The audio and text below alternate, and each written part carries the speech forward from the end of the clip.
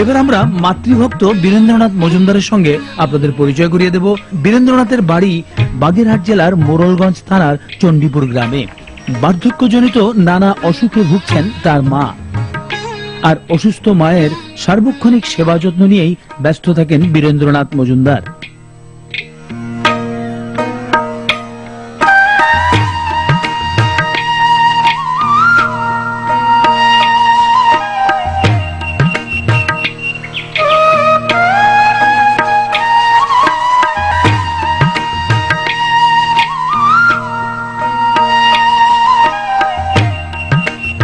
মাঝে মাঝেই মাকে নিয়ে দীর্ঘ 10 মাইল পাড়ি দিয়ে জিয়ানগরে পল্লী চিকিৎসকের কাছে যেতে হয় বীরেন্দ্রনাথকে।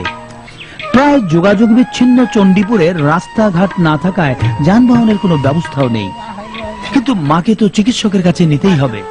আর বীরেন্দ্রনাথের কাছে সৃষ্টিকর্তার পরেই তো মা, আর মায়ের স্থান তো মাথায়। মায়ের যেন কোনো কষ্ট না হয়, তাই মাকে একটি টুকরিতে বসিয়ে মাথায় নিয়ে নানা প্রতিকূলতাকে ডিঙিয়ে সে প্রায় পাড়ি দেয় এই 10 মাইল পথ।